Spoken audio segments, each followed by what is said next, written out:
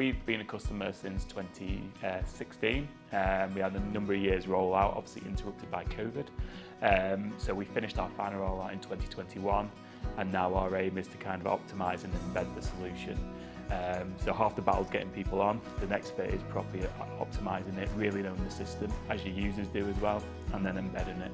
So what we're doing is a program around Rio Recharged. So we're doing Rio Recharge, and that is focusing on optimization and then bringing in additional modules as well. So we're looking at Flow, EOBS and Virtual Assistant as well.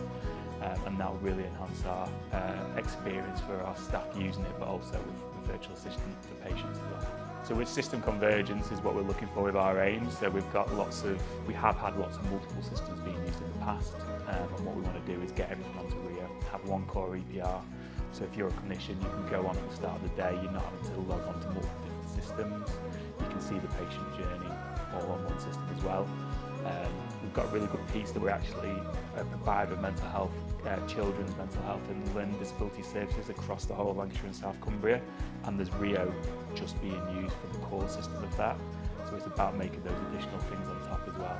So in the future, hopefully in the next 2 to 3 years, everything will be done on Rio for the whole of that patch. So you think from a patient experience point of view, you won't have to tell your story twice. You come in, we can work with the key providers, they're only looking into one solution as well. So for us it's about getting onto one, optimising what we're doing, everything on one system, and really making sure that we've got that digitised pathway for the patient.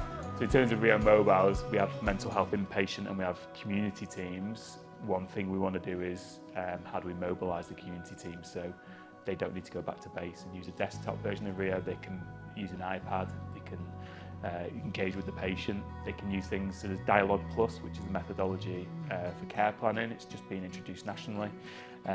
We've got an app for that at the moment, but it's a standalone app. We want to make our mobile offering kind of the core offering for Rio for community staff. So they can go out and about, they can use it on an iPad, they can give it to the patient to fill out when suited.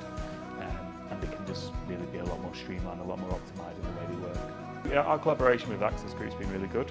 We always say they're consistent people that we deal with. We don't get high churn of different people we're working with, so that's really good. And there's challenges, but this is complicated tech, isn't it? It's software, and you've got a lot of demands on that software. So it really does feel at the moment that we're, over the last few years, that we're on the same page. You hear the updates. Actually, yes, that would be something that we wanted. And I think the good thing is as well, there is the Access products, but if you've got some capability to build things in-house, you can do that as well. So it's really, we've got the Connexus suite, the API suite. We use that for a lot of things that benefit us, and we've got some tech guys who can develop things ourselves and also share information with other providers. So it's been really good in terms of collaboration, and I think, we see that journey continuing.